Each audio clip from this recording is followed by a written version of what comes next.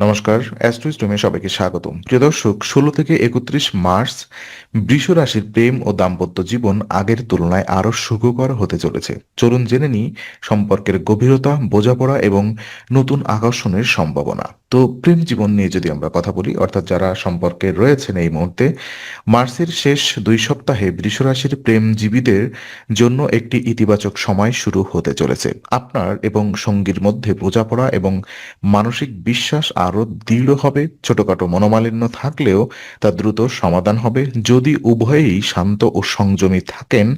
একসাথে সময় কাটানোর সুযোগ বৃদ্ধি পাবে, যা সম্পর্ককে আরও মজবুত করবে। এই সময় মনোযোগ এবং আন্তরিকতার মাধ্যমে সম্পর্ককে গভীর করার সুযোগ রয়েছে। আগের তুলনায় আপনার প্রিয় মানুষের সঙ্গে যোগাযোগ আরও স্বচ্ছ ও খোলামেলা হবে। সম্পর্কের প্রতি সঠিক দৃষ্টি ও সময় দেওয়া গেলে মার্চের শেষ ভাগে সম্পর্কের উন্নতি দৃশ্যমান হবে। আর সিঙ্গেলদের প্রেম জীবন পর্যালোচনা করলে দেখা যায় মার্চের শেষ ২ সপ্তাহে সিঙ্গেল বৃষ রাশির জন্য নতুন আকর্ষণ তৈরি হতে পারে। বন্ধুত্ব থেকে ধীরে ধীরে একটি সম্পর্কের সূচনা হতে পারে, তবে তাড়াহুড়া না করে সময় নিয়ে সিদ্ধান্ত নেওয়া অত্যন্ত গুরুত্বপূর্ণ।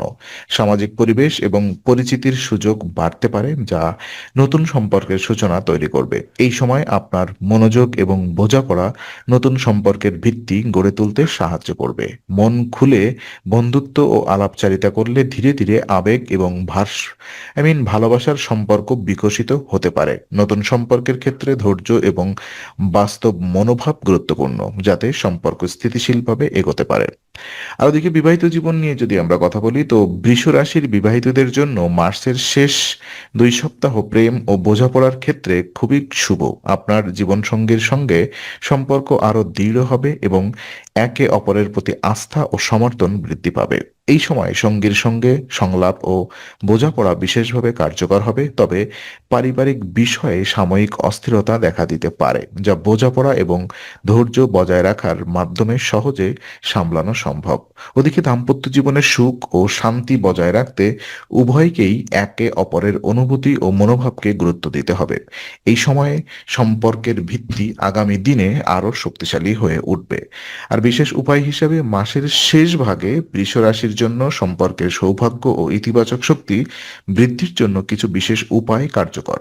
শুক্রবারের দিন শুক্রদেবের বীজমন্ত্র জপ করা শুভ, যা প্রেম ও দাম্পত্য জীবনে সৌভাগ্য বৃদ্ধি করবে। এছাড়া বুধবার গোমাতাকে সবুজ সবজি খাওয়ানো উত্তম, যা ইতিবাচক শক্তি আনতে সাহায্য করবে। এই সহজ কিন্তু শক্তিশালী উপায়গুলো নিয়মিত অনুসরণ করলে মার্চের শেষে সম্পর্কের ওঠাপড়া ও মানসিক চাপ সহজে সামলানো সম্ভব হবে। এতে প্রেম ও বিবাহিত জীবন উভয় ক্ষেত্রেই ইতিবাচক প্রভাব দৃশ্যমান প্রতিফলিত হবে। তো আজকের আলোচনা আমরা এখানেই শেষ করছি। ভালো লেগে থাকলে লাইক, কমেন্ট ও শেয়ার করুন। আরও এমন ভিডিও পেতে অবশ্যই চ্যানেলটি সাবস্ক্রাইব করুন। আবার দেখা হবে, ততক্ষণ ভালো থাকুন, শান্তিতে থাকুন। নমস্কার।